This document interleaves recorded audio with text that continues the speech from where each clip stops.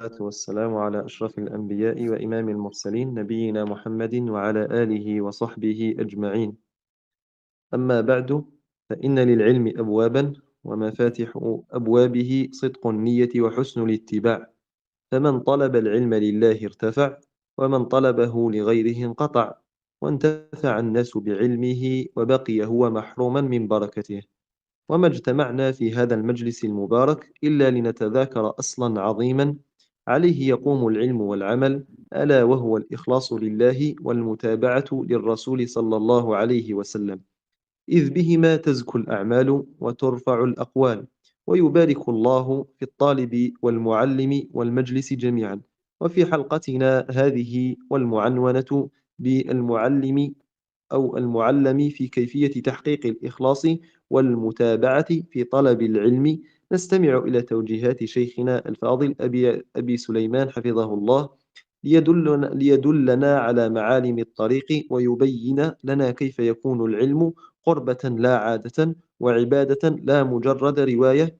فنسأل الله أن يرزقنا وإياكم علما نافعا وقلبا خاشعا ونية صادقة، والحمد لله رب العالمين.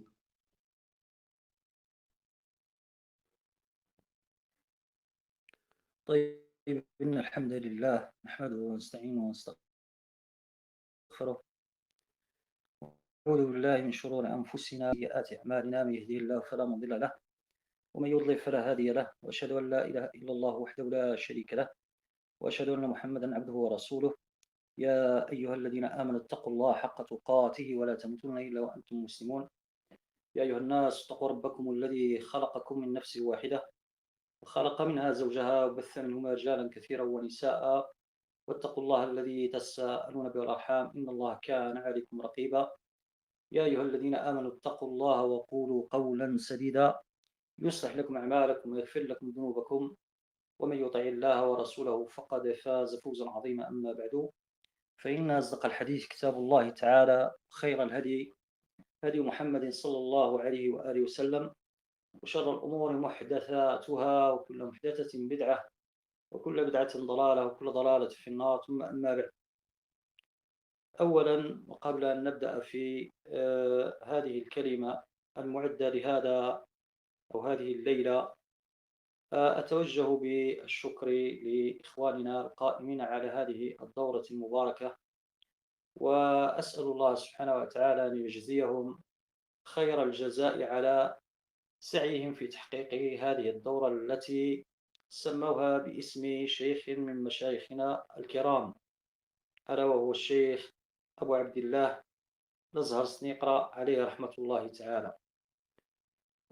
من المعلوم أن الأمة الإسلامية عامة، وأهل بلدنا الجزائر خاصة، ألم بهم أمر عظيم وخطب جسيم، وهو موت أحد مشايخ الدعوة السلفية المعروفين، الذي بذل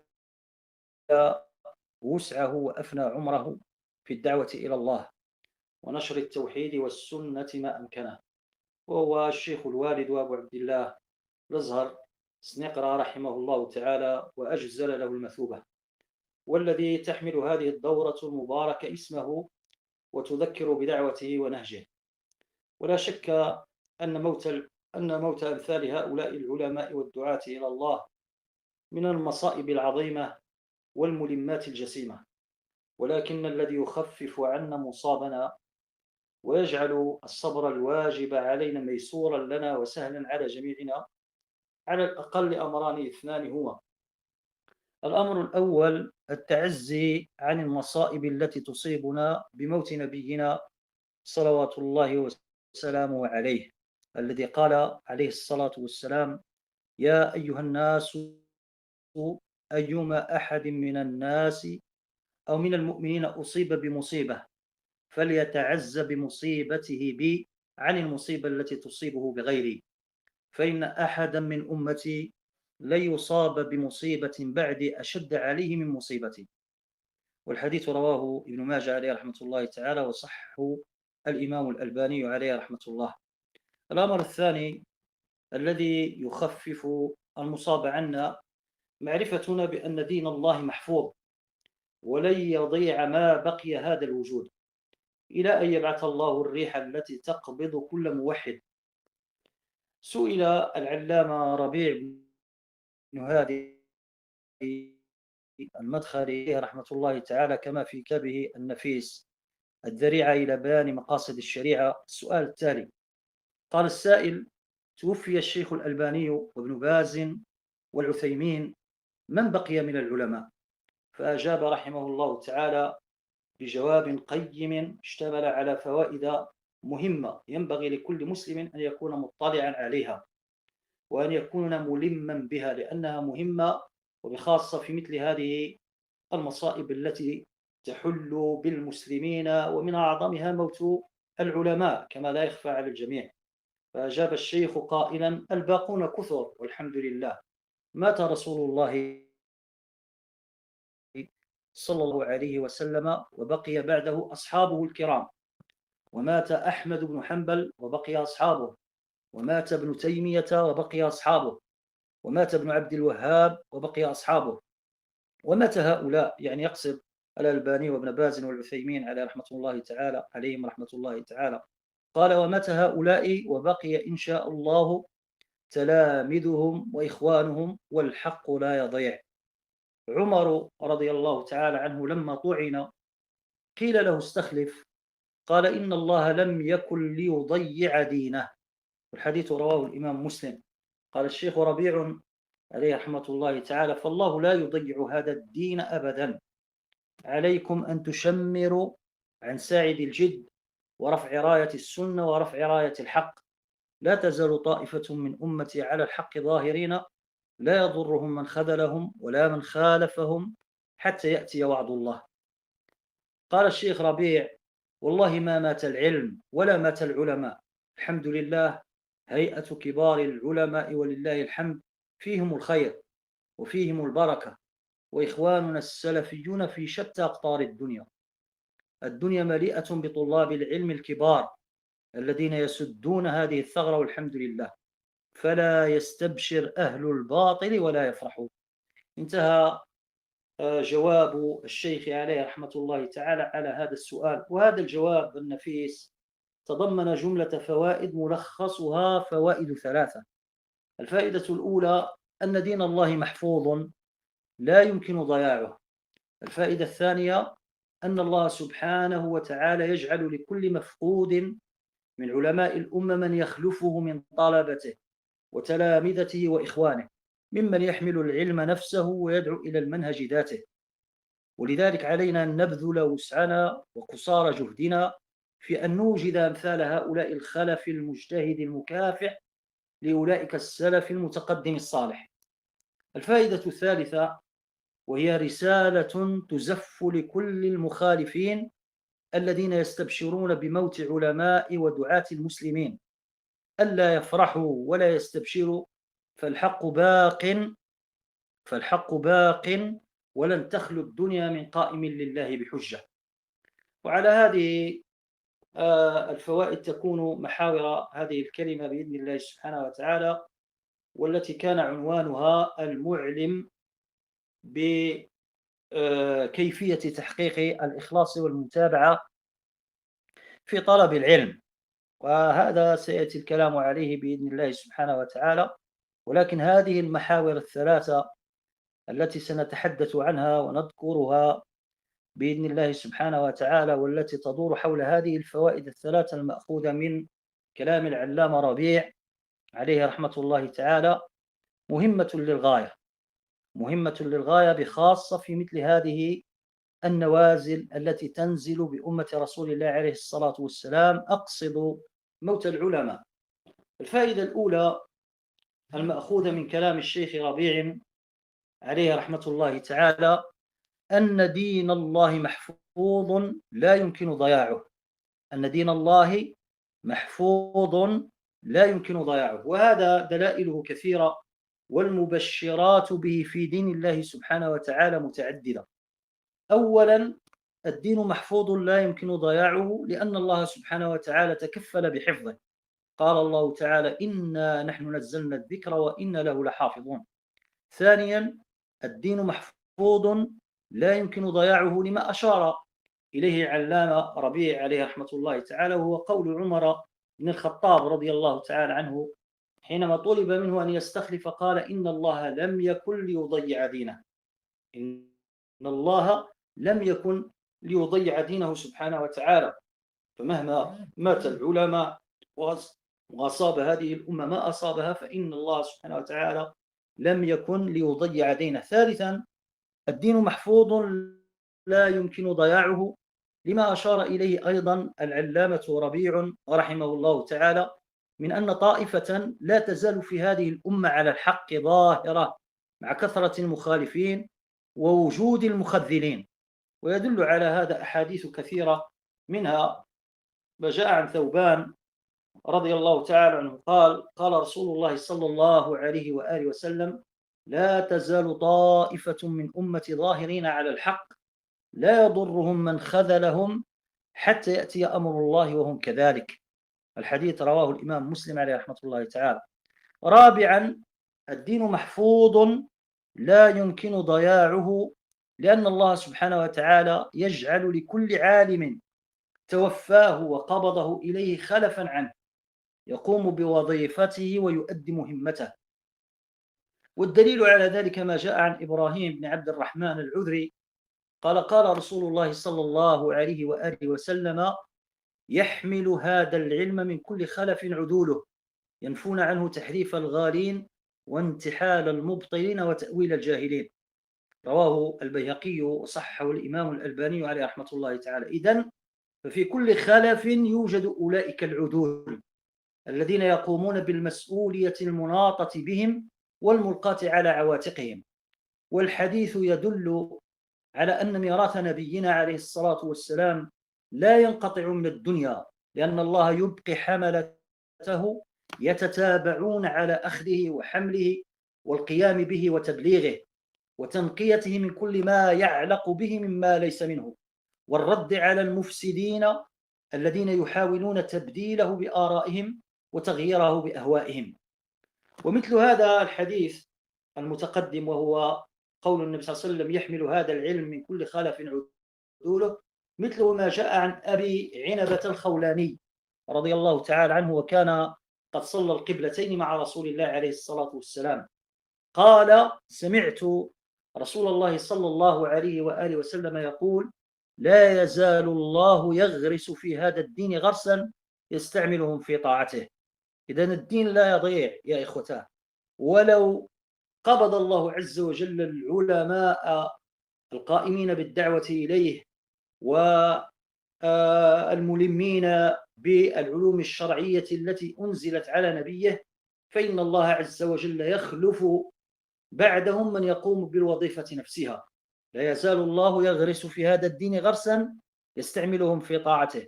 والحديث رواه ابن ماجه وغيره وحسنه الإمام الألباني عليه رحمة الله تعالى. خامسا، الدين محفوظ لا يمكن ضياعه، لأن هذه الأمة لا تجتمع على ضلاله، كما جاء في خبر الذي لا ينطق عن الهوى إن هو إلا وحي يوحى صلوات الله وسلامه عليه. فعن كعب بن عاصم الأشعري سمع النبي صلى الله عليه وآله وسلم يقول: إن الله تعالى قد أجار أمتي من أن تجتمع على ضلاله. إن الله تعالى قد أجار أمتي من أن تجتمع على ضلاله.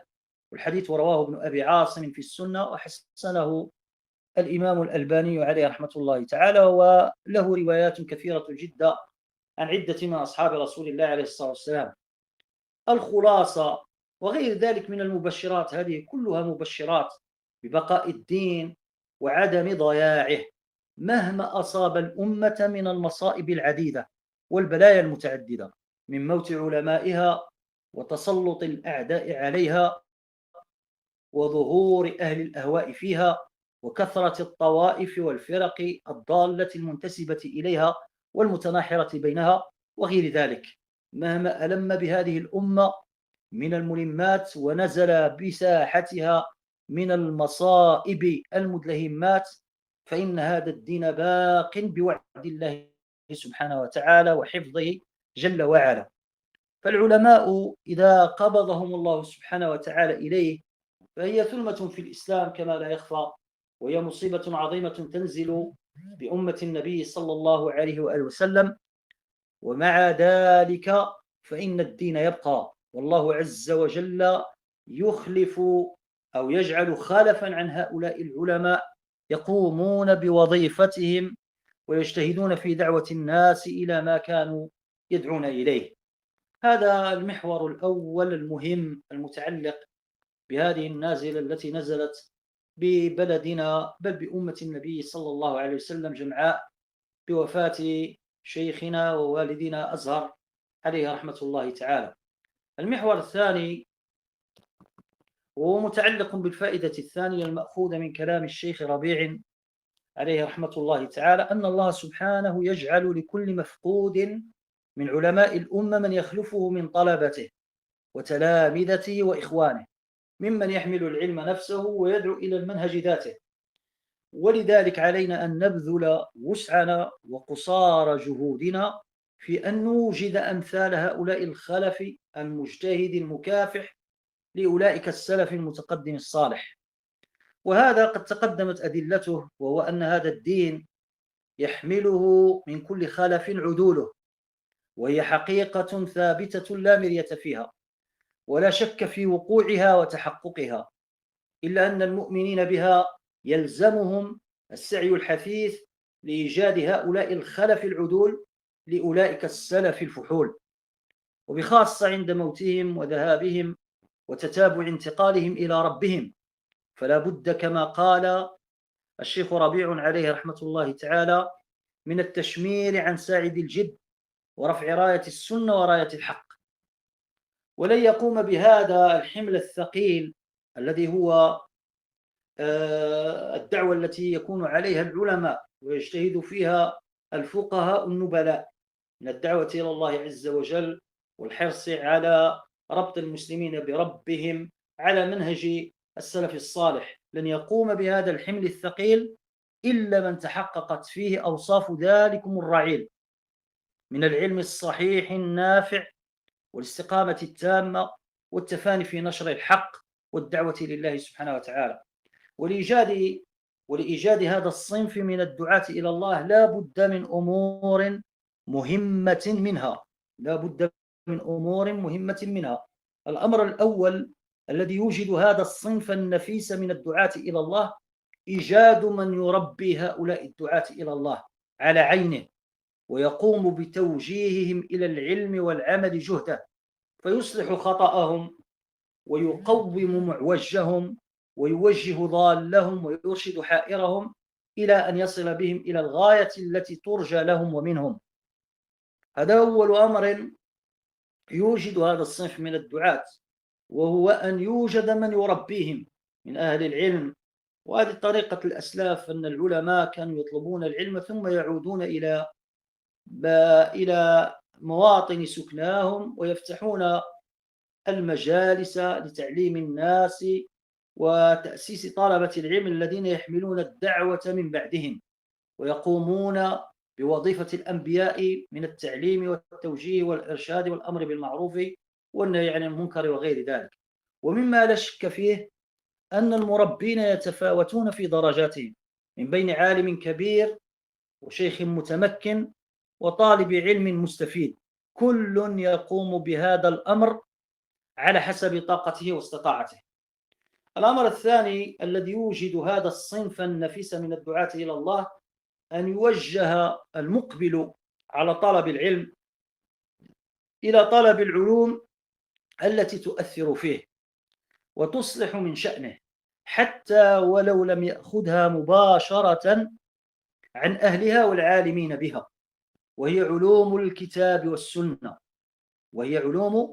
والسنة، فإن آثارها على طالبها كبيرة وفوائدها على المعتني بها كثيرة وجليلة.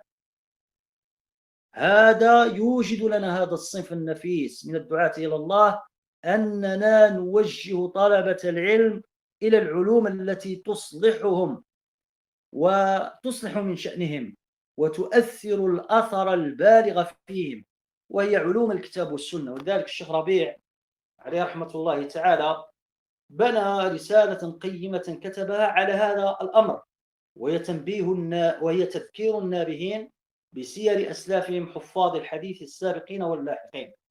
الشيخ ربيع عليه رحمة الله تعالى ألف هذه الرسالة وبين أن الطريق الذي يصلح من شأن هذه الأمة ويرفع من شأنها في الدنيا والآخرة أنهم يسعون لربط الناس وإيجاد هؤلاء الطلبة الذين يتمسكون بالكتاب والسنة ويحتفون بهما علما وعملا واعتقادا وسيرا على طريقة الأسلاف. وهذه في الحقيقة من الطرق المهمة التي توجد لنا هذا الصنف النفيس من الدعاة إلى الله، لأن الذي يرتبط بكتاب الله وبسنة النبي عليه الصلاة والسلام لا شك أن حاله سينصلح وسيصلح الله عز وجل به خلقا كثيرا. الأمر الثالث الذي يوجد هذا الصنف النفيس من الدعاة إلى الله ترغيب كل طالب للعلم بأن يحقق الإخلاص لله والمتابعة لرسول الله في طلبه للعلم، أن يحقق الإخلاص لله والمتابعة لرسول الله عليه الصلاة والسلام في طلبه للعلم، لأنها من الأمور المهمة التي تعين على وجوده أي العلم على أكمل صوره، وتحقق انتفاع صاحبه به على أكمل وجوهه، وتؤدي إلى جني قطوفه اليانعة وثماره الطيبة، وتضمن عدم انقلابه على حامله وحصول أضداده التي تفسد ثماره وتبطل الجهود التي بذلت في سبيل حصوله.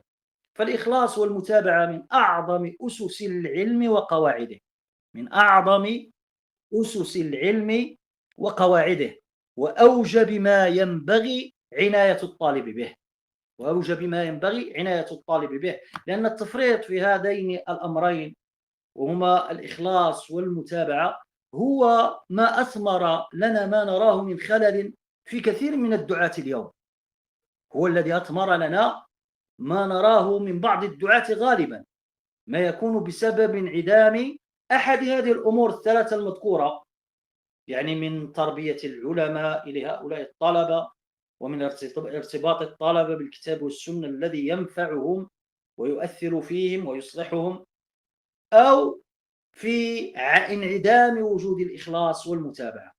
هنا يقع الخلل في أولئك الذين يحملون الدعوة إلى الله. فقد يكون السبب فيما نراه من انحراف بعض من ينتمي إلى السنة بعد رفع رأسه بها وانتمائه إليها أنه لم يربه من يقوم على إصلاحه وتقويم اعوجاجه، أنه لم يربه من يقوم على إصلاحه وتقويم اعوجاجه. ولذلك نرى المتعالمين وكثرتهم في هذه الدنيا بخاصة في هذه الأزمان المتأخرة، المتعالمون كثر الذين يحاولون توجيه الناس وهم ليسوا بأهل، هؤلاء كثر، ومن أعظم الأسباب أنه لم يوجد من يربيهم على الحق ويصلح من شأنهم ويقوم على علاج اعوجاجهم وتقويم اعوجاجهم وعلاجهم من أمراضهم. إذن من هذه الأسباب أنه لم يربه من يقوم على إصلاحه وتقويم اعوجاجه، أو أن السبب في العلوم التي أخذها، وكانت غذاء روحه طوال حياته من كتب المخالفين المليئة بالآراء والأهواء والزلات والشطحات. ولو كانت دراسته قاصرة على كتب العلم النافعة لرأيتها عليه بادية وفي دعوته ظاهرة. وانظر إلى من زاغ من دعاة هذه الأمة، فكثير منهم لا علاقة له بكتب السنة المعتمدة. ومن أقرب الأمثلة على هذا من أهل بلدنا محمد علي فركوس وعبد المجيد جمعة، وهذان الرجلان كما هو معلوم عنهما وظاهر من أمريهما أنهم لا علاقة لهم بكتب أهل العلم.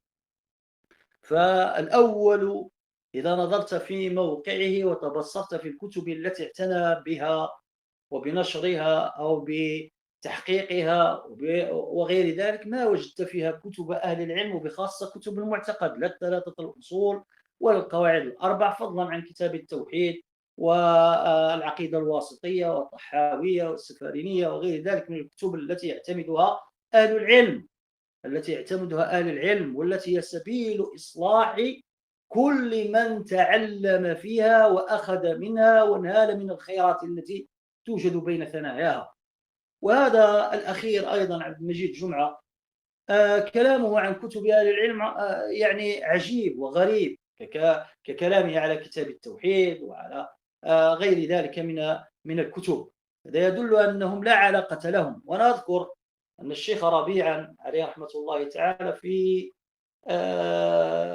في أوائل الألفينات وغير ذلك قال عن محمد علي فركوس يوما، وهذا مشهور عند الإخوة الكبار على كل وحتى عند المشايخ، أن الشيخ ربيع قال عنه كفاه عناية بالأصول، كفاه عناية بالأصول، عليه أن يعتني بالعقيدة والمنهج. وهذا أذكرها وكأنني أسمعها الآن.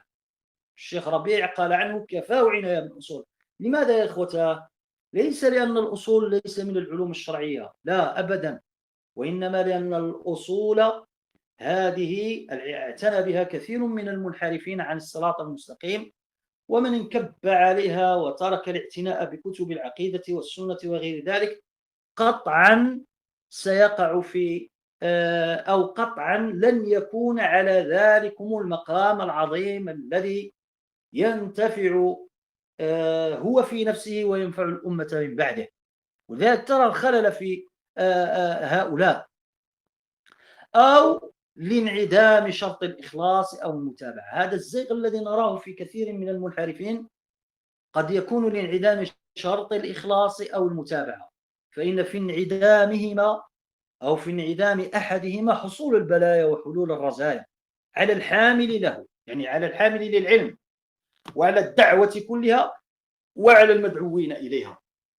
أولا على الحامل له، إذ يصير العلم حجة عليه لا له، يصير العلم حجة عليه لا له، كما صح عن النبي عليه الصلاة والسلام أنه قال والقرآن حجة لك أو عليك. ثانيا وعلى الدعوة كلها، إذ يحاول هذا الذي حمل العلم على غير أسسه بخاصة الإخلاص والمتابعة، هذا الذي حمل العلم على غير أسسه يحاول التغيير فيها، أي في الدعوة، والتبديل لأصولها طلبا لمصالح نفسه أو استجابة لمن يخاف بأسه وسطوته. ثالثا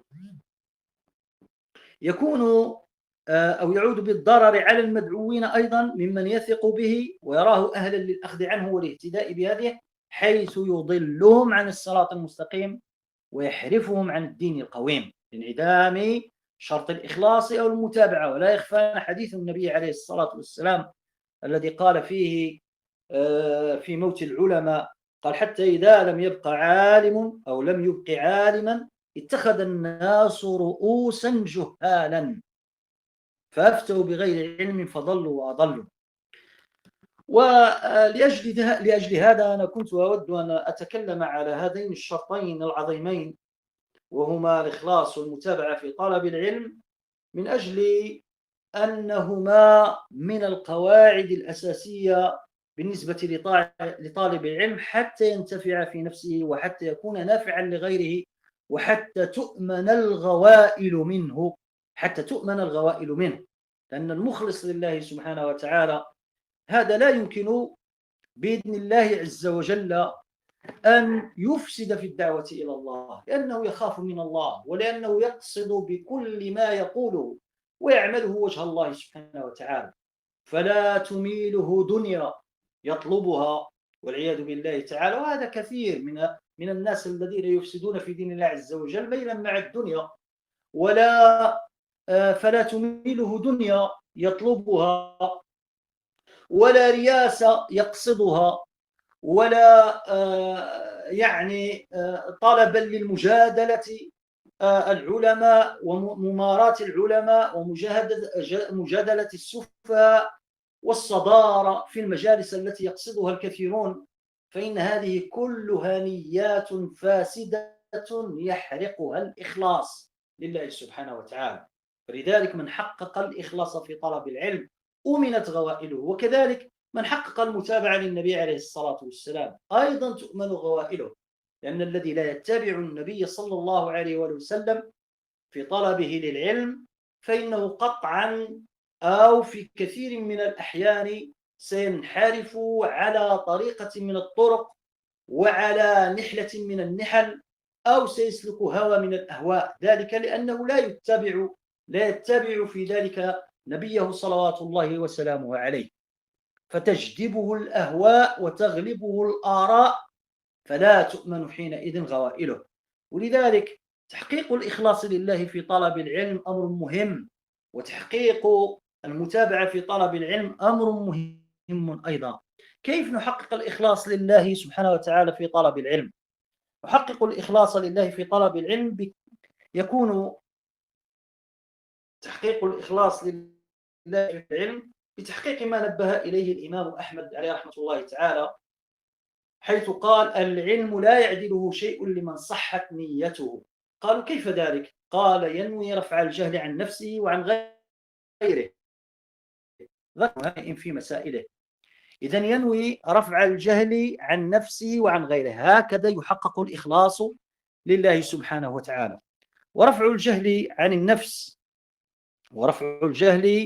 عن النفس يكون برفع جهلين، كما قرر ذلك الإمام ابن القيم عليه رحمة الله تعالى: رفع جهل العلم ورفع جهل العمل، فهما جهلان اثنان إذا نوى رفعهما عن نفسه يكون قد قضى شوطا طويلا في تحقيق الإخلاص لله سبحانه وتعالى. أن ينوي رفع جهل العلم عن نفسه بأن يطلب العلم العلم يحفظها ويفهمها ويصير ملما بها، فهنا يرفع جهل العلم عن نفسه. إذا حفظ كتاب الله وحفظ ما أمكنه من سنة رسول الله عليه الصلاة والسلام، وحاول أن يفقه مضمونهما وأن يكون ملما بالمسائل التي جاءت فيهما، فإنه حينئذ يرفع الجهل عن نفسه. ينوي أن يرفع الجهل عن نفسه، أن يصير عالما، وينوي أن يرفع جهل أن يعمل بالعلم. فإن الرجل إذا طلب العلم وحصله وصار ملما بمسائله ودلائله ولكنه لا يعمل به، هذا لا يكون مخلصا لله سبحانه وتعالى في طلب العلم. فإذا لم ينوي رفع جهل العمل عن نفسه بأن يصير عاملا بالعلم الذي تعلمه، فإنه لا يمكن أن يكون مخلصا لله. ثم الأمر الثالث أن ينوي رفع الجهل عن غيره بتوجيهه وتعليمه وإرشاده وأمره بالمعروف ونهيه عن المنكر ونصيحته وإسداء الوصية له إلى غير ذلك. أن يكون داعيا إلى الله سبحانه وتعالى، أن ينوي بأن يقوم بوظيفة الأنبياء فيدعو ما أمكنه من خلق الله سبحانه وتعالى إلى هذا الذي تعلمه من دين الله عز وجل. فإذا حقق هذه النيات الثلاثة يكون مخلصا لله في طلبه للعلم. يلاحظ أن هذه النيات الثلاثة، وأن ينوي رفع الجهل عن نفسه، جهل العلم وجهل العمل أيضا، وأن ينوي رفع الجهل عن غيره، هذه هي أسباب النجاة من الخسران. هذه هي أسباب النجاة من الخسران التي ذكرت في سورة العصر في قول الله سبحانه وتعالى: بسم الله الرحمن الرحيم: والعصر إن الإنسان لفي خسر إلا الذين آمنوا وعملوا الصالحات وتواصوا بالحق وتواصوا بالصبر. فالذين آمنوا إشارة إلى العلم، لأنه لا يمكن الإيمان بالمغيبات إلا بعد العلم بها. وعملوا الصالحات هذا هو العمل. وتواصوا بالحق هذه الدعوة إلى الله سبحانه وتعالى. أضيف إليها أمرا رابعا في هذه الصورة وهو الصبر، لأن هذه الثلاثة لا بد فيها من الصبر. لا بد من الصبر لطلب العلم، ولا بد من الصبر لتحقق العمل بالعلم، ولا بد من الصبر عند الدعوة إلى الله سبحانه وتعالى. إذن الخلاصة أن من حقق هذه المسائل الأربع المذكورة في سورة العصر يكون قطعا محققا للإخلاص لله سبحانه وتعالى. ومن هنا نعلم مدى توفيق الله سبحانه وتعالى للإمام المجدد محمد بن عبد الوهاب عليه رحمة الله تعالى حينما بدأ رسالته ثلاثة الأصول بذكر هذه المسائل الأربع، حيث قال: اعلم رحمك الله أنه يجب علينا تعلم 4 مسائل. الأولى العلم، وهو معرفة العبد ربه ونبيه ودين الإسلام بالأدلة. الثانية العمل بها. الثالثة الدعوة إليه. الرابعة الصبر على الأذى فيه. فالذي يحقق هذه المسائل الأربع قطعا يكون قد حقق الإخلاص لله سبحانه وتعالى. فوفق الإمام المجدد أيما توفيق في بدء رسالته الثلاثة الأصول، التي هي من أوائل الرسائل التي يؤمر بها طلبة العلم بذكر هذه المسائل التي يحقق من خلالها الإخلاص لله سبحانه وتعالى. أما كيفية تحقيق المتابعة للنبي عليه الصلاة والسلام في طلب العلم فتكون بتحقيق أمور أذكر بعضها. الأمر الأول أن تطلب العلم الذي كان النبي عليه الصلاة والسلام يعلمه، وهو العلم الشرعي الذي أنزل عليه، علم الكتاب والسنة. فأول ما يتابع عليه النبي عليه الصلاة والسلام في طلب العلم هو حقيقة العلم المطلوب ونوعه المرغوب. فيطلب العلم الذي كان النبي صلى الله عليه وسلم يعلمه وفضله ربه على العالمين به، والذي ينبل الرجل بتحصيله ولو جزء يسير منه، علم الكتاب والسنة. قال الله تعالى: وأنزل الله عليك الكتاب والحكمة وعلمك ما لم تكن تعلم وكان فضل الله عليك عظيما. وعلمك ما لم تكن تعلم وكان فضل الله عليك عظيما، الكتاب والحكمة. وقال تعالى: وما ينطق عن الهوى إن هو إلا وحي يوحى. وقال النبي عليه الصلاة والسلام: ألا إني أوتيت الكتاب ومثله معه، الكتاب والسنة. حديث رواه أبو داود وغيره عن المقدام، وصحه الإمام الألباني عليه رحمة الله تعالى. إذن أول ما يتابع فيه النبي عليه الصلاة والسلام في طلب العلم تكون متبعا فيه للنبي عليه الصلاة والسلام أن تطلب العلم الذي كان يعلمه رسول الله عليه الصلاة والسلام، وهو علم الكتاب والسنة. وما يلحق بهما من العلوم التي تتعلق بهما كعلم أصول الفقه وعلم مصطلح الحديث والنحو وغير ذلك، فإن هذه الأمور كلها متعلقة بعلم الكتاب والسنة، ولكنهما الأصل، هما الأصل. ثم المتابعة تكون فيهما ولا تكون في غيرهما، يعني المتابعة النبي صلى الله عليه وسلم تكون فيهما ولا تكون في غيرهما.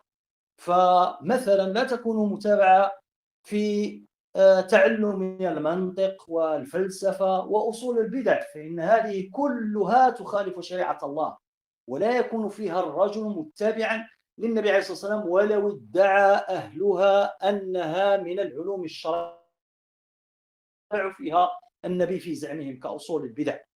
كذلك العلوم المادية هذه كالطب وغير ذلك، هذه ليست من العلوم التي يتبع فيها النبي عليه الصلاة والسلام، وهذه غاية ما يقال فيها أنها من فروض الكفايات إذا قام بها البعض سقطت عن الباقين، وأن الرجل إذا طلبها يقصد بذلك نفع أمة النبي عليه الصلاة والسلام فإنه يؤجر على نيته الحسنة.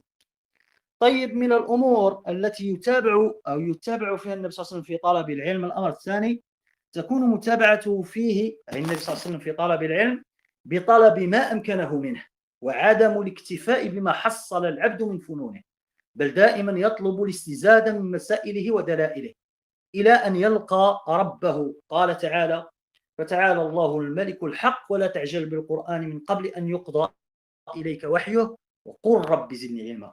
كان النبي صلى الله عليه وسلم كما صح عنه في أحاديث كثيرة يدعو ربه سبحانه وتعالى أن يزيده من العلم. فإذا أردت أن تكون متبعا للنبي صلى الله عليه وسلم في طلب العلم فعليك أن تستزيد منه بسؤال الله عز وجل أن يزيدك منه اتباعا للنبي، وبالحثيث في استزادة علومه والزاد من مسائله ودلائله. الأمر الثالث من متابعة النبي صلى الله عليه وسلم في طلب العلم أخذه عن أهله مسائل علمية ودلائل شرعية، وإن أمكن تطبيقات عملية، إذ كل ما جاء به النبي صلى الله عليه وسلم من العلم أخذه عليه الصلاة والسلام عن جبريل عليه السلام عن الله الملك العلام. فلا بد للإنسان من معلم يعلمه وشيخ متمكن يدرسه. ويتدرج به في العلم حتى يحصله متينا مبنيا على أسسه وقائما على قواعده. الأمر الرابع ومن متابعة النبي صلى الله عليه وسلم في طلب العلم مدارسة حامليه والعالمين به، كما كان النبي صلى الله عليه وسلم يدارس جبريل عليه السلام القرآن. ومن متابعة النبي صلى الله عليه وسلم في طلب العلم، وهو الأمر الخامس، الرحلة في طلبه وقصد مضانه لتحصيله من أهله، كما وقع في قصة الإسراء والمعراج، وكما وقع في قصة موسى مع الخضر إلى غير ذلك. الأمر السادس ومن متابعة النبي صلى الله عليه وسلم في طلب العلم كتابته وتدوين فوائده، فحفظ السطور أبقى من حفظ الصدور، وأكثر تثبيتا له وإعانة على نشره وبثه. وهذا من سنن نبينا عليه الصلاة والسلام القولية والعملية والتقريرية. أما القولية فقال عليه الصلاة والسلام قيدوا العلم بالكتاب، وقال النبي صلى الله عليه وسلم اكتبوا لأبي شاه. أما العملية فالنبي صلى الله عليه وسلم قد اتخذ كتاب وحي قد أبلغهم بعض أهل العلم إلى أكثر من 20 صحابي. وأما التقريرية فالنبي صلى الله عليه وسلم قال لعبد الله بن عمرو بن العاص حينما أنكر عليه بعض أهل مكة كتابته لما يسمعه النبي صلى الله عليه وسلم، قال اكتب فوالله لا يخرج منه، وأشار إلى فمه صلى الله عليه وسلم إلا حق. الأمر السابع وتكون متابعة النبي صلى الله عليه وسلم في طلب العلم بحسن الإنصات من محدثه ومعلمه، ثم تبليغ العلم كما سمعه منه، كما كان النبي صلى الله عليه وسلم يفعل عند نزول الوحي عليه صلوات الله وسلامه عليه. فلا بد من حسن الإنصات حينما تسمع ممن يحدثك بالوحي، سواء كان ذلك بالمباشرة كالجلوس لأهل العلم، أو كان ذلك بسماع الأشرطة والصوتيات وغير ذلك. لا بد من حسن الإنصات. الأمر الثامن من متابعة النبي صلى الله عليه وسلم في طلب العلم العمل به وتحقيق الغاية الكبرى من طلبه والمقصد الأسمى من السعي في تحصيله. فالعلم وسيلة والعمل غاية، والعلم شجرة والعمل ثمرة. وهذا الأمر هو الذي كان عليه نبينا صلوات الله وسلامه وبركاته عليه، أنه كان عاملا بالعلم الذي أنزله الله عليه، محققا لما أمر ألزم به، مبادرا للإتيان بما حض عليه ورغب فيه صلى الله عليه وسلم. وهذا في الحقيقة شرحه يطول. الأمر التاسع من متابعة النبي صلى الله عليه وسلم في طلب العلم الدعوة إليه وتعليمه لمن أمكنه من خلق الله سبحانه، وهذا كان ديدن نبينا عليه الصلاة والسلام. الأمر العاشر ومن متابعة النبي عليه الصلاة والسلام في طلب العلم التخلق بأخلاقه والتأدب بآدابه من الصدق والأمانة والصفح والعفو وحب الخير للغير ونحوها من الآداب التي لا بد منها لمن تصدى للدعوة والتعليم، وهي من مهام طالب العلم بعد تحصيله له. الأمر الحادي عشر من متابعة النبي صلى الله عليه وسلم في طلب العلم الصبر على الأذى في دعوة الناس إليه، كم كان النبي صلى الله عليه وسلم يؤذى صلوات الله وسلامه عليه، بل قال النبي صلى الله عليه وسلم أشد الناس ابتلاء الأنبياء، وكان النبي صلى الله عليه وسلم أصبر الناس على الأذى صلوات الله وسلامه عليه. الأمر الثاني عشر من متابعة النبي صلى الله عليه وسلم في طلب العلم تدبر معاني نصوصه والتفقه في الوحي الذي أنزل على النبي عليه الصلاة والسلام، وهذا كان ديدن نبينا صلوات الله وسلامه عليه إلى درجة البكاء عند سماعه وتدبر معانيه. الأمر الثالث عشر من متابعة النبي صلى الله عليه وسلم في طلب العلم الوقوف عندما علمه منه ولا يخوض فيما لا يعلمه ولم يبلغه علمه، فإذا فعل هذا وقال الله أعلم علمه الله علم ما لم يعلم. وهكذا كان يفعل النبي صلى الله عليه وسلم، فأحيانا كان يسأل فينتظر حتى ينزل عليه الوحي ولا يتكلم قبل أن ينزل عليه الوحي. ونحن الآن في زمن صرنا نرى من يتجرأ على الفتيا في أمور لا يعلمها فيخطئ الخطأ الفاحش فيها، كما وقع من هذا الدكتور الثاني في مسائل عدة، من آخرها كلامه عن المرأة التي مات عنها زواج لمن تكون يوم القيامة، فأفتى تلك الفتية الجائرة الظالمة المنحرفة، ثم لما أخبر بها ماطل والعياذ بالله تعالى، وأبى أن يرجع إلى الحق ويعترف بخطئه. هذه مصيبة من أعظم المصائب، وهذه سببها أو من أسبابها عدم متابعة النبي صلى الله عليه وسلم في طلب العلم، لأنه لو كان متبعا للنبي عليه الصلاة والسلام حقا لتوقف عند حدود ما يعلم ولم يتجشم ما لا يعلم حتى يقع في مثل هذه الفضائح. الأمر الرابع عشر من متابعة النبي عليه الصلاة والسلام في طلب العلم أن يرجع إلى أهله وأن يسأل أهل الخبرة فيه. الأمر الخامس عشر من متابعة النبي صلى الله عليه وسلم في طلب العلم مجادلة المخالفين لدين رب العالمين به والرد عليهم بما جاء في أصوله. قال الله تعالى: فلا تطع الكافرين وجاهدهم به جهادا كبيرا. وهكذا كان يفعل النبي عليه الصلاة والسلام. وهذه بعض المسائل، وإلا في أمر متابعة النبي صلى الله عليه وسلم في طلب العلم وجوهه كثيرة. طيب، المحور الثالث وهي رسالة زف لكل المخالفين الذين يستبشرون بموت علماء ودعاة المسلمين أن لا يفرحوا ولا يستبشروا، فالحق باق ولن تخلو الدنيا من قائم لله بحجة. فرحوا المنحرفين بموت العلماء وطعنهم فيهم يقع منهم كلهم على اختلاف مناهجهم وعقائدهم، ومن أشدهم في هذا الباب هذه الطائفة الحدادية الجديدة، والتي من أقبح خصالها وأنذر خلالها حربها لأهل العلم وسعيها للطعن فيهم وإسقاطهم وصرف الناس عن الاستفادة منهم جهدهم. وفي كثير من الأحيان يكون ذلك بسبب أمور نفسية ومصالح شخصية، وهما أي الأمور النفسية والمصالح الشخصية من الأمور المناقضة للإخلاص والمتابعة كما تقدم الإشارة إليه.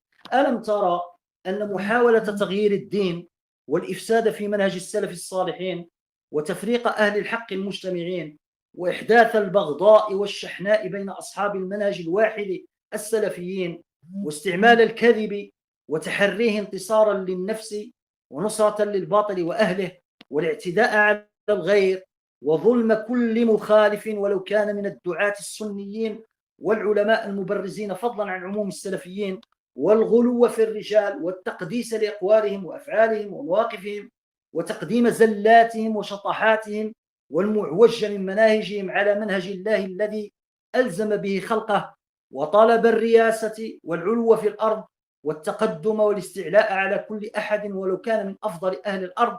كل ذلك بسبب الخلل في أحد الأمور الثلاثة المتقدم ذكرها: عدم وجود مربي، عدم الاعتناء بأخذ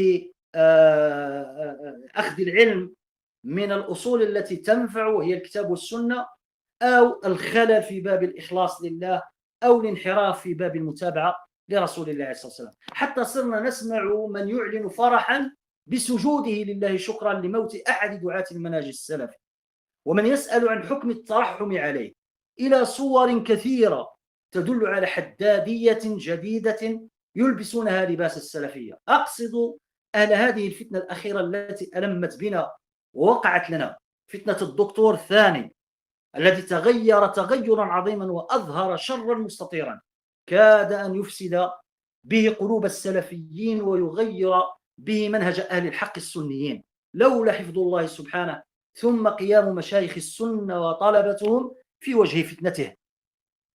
وكان من أوائل من قام لها ووقف للحد من انتشارها شيخنا المقدام ووالدنا الهمام أبو عبد الله الأزهر سنيقرأ عليه رحمة الله تعالى. ولذلك كان تكالب هذه الطائفة ورأسها على الشيخ رحمه الله أشد، وذهابها في حربها له إلى أبعد حد، من إخراج له من السنة وهو من أفضل دعاتها وأنشط القائمين بها والذابين عنها، ومن محاولات عديدة ومتنوعة لإلصاق التهم الكاذبة به والقواعد الباطلة المنحرفة بمنهجه ودينه، مع أنه رحمه الله بريء من ذلك كله، مخالف تماما مخالفة لما رمي زورا وبهتانا به. بل الحقيقة أنه كان من أشد المحاربين لما نسب إليه والمحذرين مما أضيف إلى منهجه، كالتمييع وقواعد أهله الباطلة التي حاولوا إلصاقها به، فتارة يقولون هو يقول نصحح ولا نجرح، فإذا فضحوا بها وظهر بالدليل الساطع أنه لم يقولها قالوا هو يقول نعالج ولا نهدم، فإذا فضحوا بها وظهر كذبهم وأنها فرية افتروها ليسقطوه بها قالوا هو يقول نعالج ولا نسقط، كما زعموا أنه يقول بقاعدة دعاة لا قضاة ولا يلزمني والتثبت من خبر الثقة ونحوها. الشيخ رحمه الله معروف أنه على خلاف كل هذا المزعوم فيه، ودعوته والمستفيض من سيرته يدفع كل هذه الفرع عنه. فقد كان الشيخ متواضعا وللحق رجاعا، لا يصر ولا يعاند، وإذا تبين له الحق خضع له وأعلن تراجعه في شجاعة ظاهرة ولأقرانه مبهرة، كما كان رحمه الله حريصا على الدين السلفية التي عاش وبدأ في بيانها.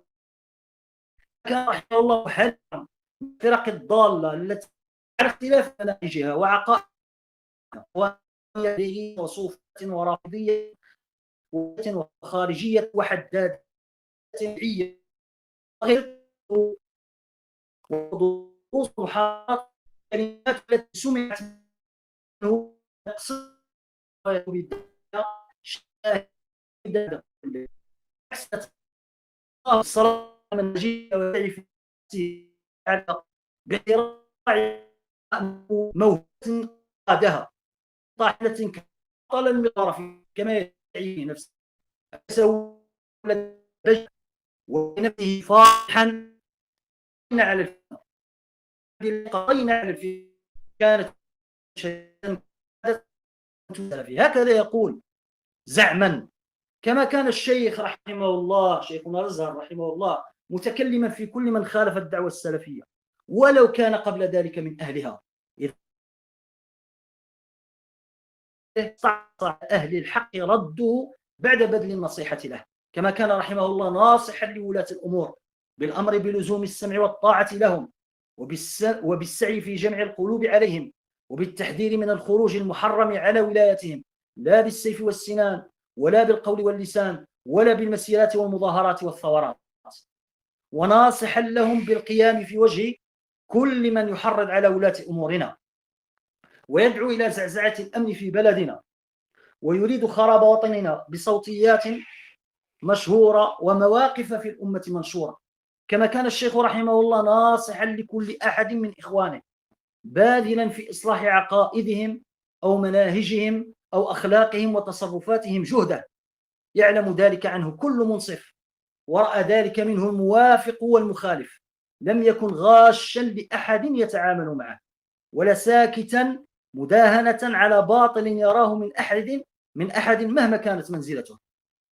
أما طيبته وذماتة خلقه وانبساطه لكل إخوانه على اختلاف مراتبهم ومستوياتهم وتباين أعمارهم وتفاوت أخلاقهم فشيء معروف عنه، ولذلك كان محبوبا ومن القلوب قريبا، يحبه من لقيه ويأنس بحديثه من جالسه، مع ذكاء ونباهة وفطنة وسرعة بديهة يعلمها من عاشره وعايشه، كما يعلمها من تدبر في مواقف كانت منه عند ظهور المحدثين وبزوغ قرون المغيرين والمبدلين. ومن أمثلتها فتنة الدكتور الثاني كيف تفطن لها وعلم الشر الذي من ورائها فقام يدافع عن أصول السنة ويدعو إلى ما جاءت به الشريعة السمحة وكان عليه سلف الأمة وعلماء الملة. كما كان الشيخ رحمه الله شديدا على المعاندين المخالفين رفيقا بالموافقين السنيين، ميزانه منهج أهل السنة والجماعة وهمه اجتماع الكلمة دون الإخلال بأصول الشريعة.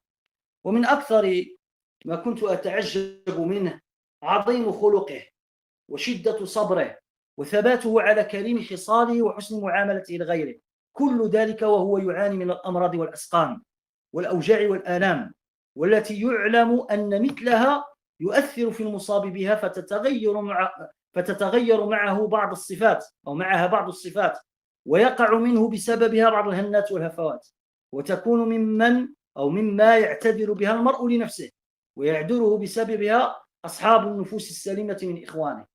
ومع ذلك الشيخ كان عظيم الخلق شديد الصبر ثابت على كريم الخصال مع كل هذه الأسقام والآلام.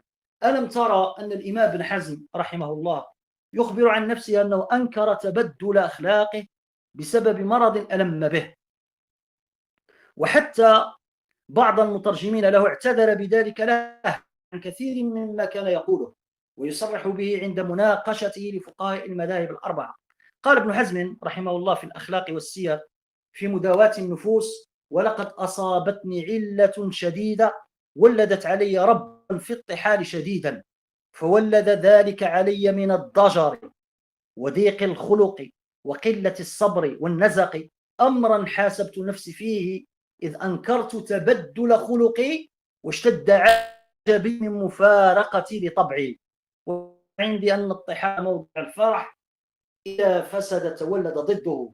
هذا ابن حزم يقول هذا عن نفسه. وشيخنا مع كل تلك الأمراض والأوصاف كان على خلق عظيم وعلى طبيعة وسجية عظيمة يشهد له بها كل من خالطه. ومما يدل على هذا الذي أثار تعجب من رحمه الله أنه مع مرضه والآلام التي صحبته في حياته كان عف اللسان قوي الجنان كثير الإخوان طيب العشرة حسن الصحبة، لا تمل من مجالسته وتؤنسك مخالطته. هذا بعض ما كان السلفيون يعلمونه عن شيخهم ويشهدون له به في حاضرهم ومستقبلهم.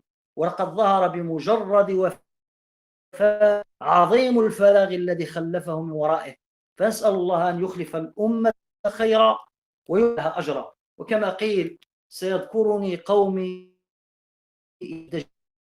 في الليل يفتقد البدر، فإن عشت فالطعن الذي يعرفونه، وتلك القنا والبيض والضمر الشقر، وإن مت فالإنسان لا بد ميت، وإن طالت الأيام وانفسح العمر، ولو سد غيري ما سددت اكتفوا به، ولو سد غيري ما سددت اكتفوا به، وما كان يغلو التبر لو نفق الصفر، ونحن أناس لا توسط عندنا، الصدر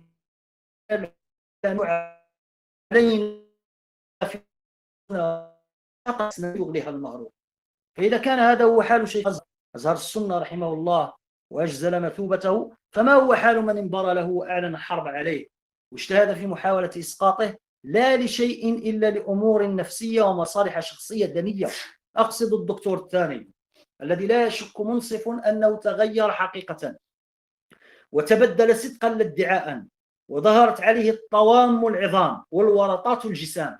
وقد ذكرت تغيره وتبدله وما يدل على وقوع ذلك منه في اللمعة في أسباب ترك السلفيين للدكتور جمعة، وملخص الأدلة الدالة على تغيره وتبدله والتي جاء تفصيلها في هذه المقالة هي: الدليل الأول على تغيره أنه حاول تفريق السلفيين بعد أن كان من أسباب لحمتهم واجتماعهم. الدليل الثاني على تغيره أنه حاول إسقاط إخوانه من غير موجب بعد أن كان مزكيا لهم مثنيا عليهم عاملا معهم مدافعا عنهم. الدليل الثالث على تغيره كثرة سقطاته العلمية وورطاته المنهجية بسبب محاولة التبرير لمواقفه الجديدة الردية. الدليل الرابع على تغيره تقريره قواعد أهل البدع لا لشيء إلا لإثبات ما يدعو إليه ويحاول نشره وسط السلفيين وتثبيته. الدليل الخامس على تغيره وقوعه في مسالك الحدادية ومشابهته لهم في غير ما صفة وخصلة ردية. الدليل السادس على تغيره تمييعه المنهج السلفي باستضافة المنحرفين الزائغين في قناته من أجل إجازات يتكثر بها ولا كبير فائدة منها. الدليل السابع على تغيره دفاعه عن جهلة ومجاهيل في محاولة يائسة لتغيير مسلك السلف الصالحين في أخذ العلم وتلقيه وبثه ونشره، وهذا من أخطر ما حاوله تبديل سبيل أهل السنة وتغيير مسار خير هذه الأمة. الدليل الثامن على تغيره إصراره وعناده وعدم رجوعه عما غلط فيه، ولو كان من الوضوح بمكان لا يختلف ولا يصح فيه عن زان. أمثلة على التاسع على تغيره تمكينه للسفهاء البلداء من تسنم منزلة توجيه السلفيين والتسلط على خيرة السنيين بأقوال شداد وأقلام حداد، حتى بلغوا ما لم يبلغه من قبلهم من أهل الهوى والسفه والعناد. الدليل العاشر على تغيره ثناؤه على أصحاب الطوام العظام وتزكيته لهم غاضا الطرف على أباطيلهم كأمثال عبد الله محمد المجهول المتمرد والقامبي المتعالم المساند. وهذه من الغرائب العائب أن يحاول إسقاط المشهورين المعروفين عند أهل العلم بسلامة المنهج وصحة المعتقد، ويرفع المجاهيل الذين لا يعرفون بعلم ولا أثنى عليهم أحد، وإن وجد ثناء على بعضهم فهم صغار في السن والعلم، لم يشتد عودهم ولا اشتهرت عدالتهم. الدليل 11 على تغيره تحامله على من يخالفه في أثناء ردوده عليه، بحيث ينسب إليه ما هو بريء منه ويزعم فيه ما لا حقيقة له، كل ذلك من أجل إسقاطه وتنفير الناس عنه، أو من أجل الانتصار للنفس وإشفاء غليل الصدر منه. ويكفي في بيان هذا رده على صوتية الشيخ الأزهر في رمضان قبل السابق رحمه الله، والتي جاء فيها من أنواع التهم وقبيح الطعونات والكلم ما لا يقبله عاقل فضلا عن مسلم، وكل ذلك دون دليل يدعمه ولا برهان يؤيد به ما يزعمه.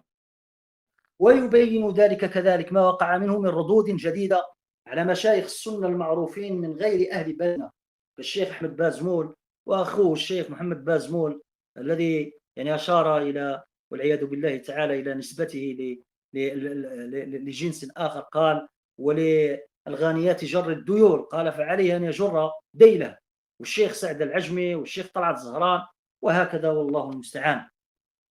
ومن أراد الاستزادة في معرفة بعض مناقب شيخنا ووالدنا أزهر السنة رحمه الله فليراجع ما كتبته بعد وفاته رحمه الله في مقالة نشرت بعنوان السراج الأزهر ببعض مناقب شيخنا ووالدنا أزهر. ومن أراد معرفة بعض أحوال هذا الذي صار إلى المنهج الحدادي فليقرأ المقالة المتقدمة الذكر وهي اللمعة بأسباب ترك السلفيين للدكتور جمعة، مع المقالة الأخيرة التي نشرت بعنوان افتضاح الحدادية بكلمات مشايخ الدعوة السلفية بأجزائها الخمسة، ومقالة الكلمات الجلية في بيان عجز الحدادية، مع كل ما كتبه المشايخ وطلبة العلم في فضح هذه الطائفة الجديدة ورأسها صاحب الانحرافات الأكيدة. نسأل الله بأسمائه الحسنى وصفاته العلى أن يثبتنا على السنة والسلفية إلى أن نلقاه سبحانه، إنه ولي ذلك والقادر عليه. ومعذرة على الإطالة فإن الموضوع كان أو يتطلب ذلك. هذا وصلى الله وسلم وبارك على نبينا محمد وعلى آله وصحبه أجمعين، والحمد لله رب العالمين، وسبحانك اللهم وبحمدك أشهد أن لا إله إلا أنت أستغفرك وأتوب إليك.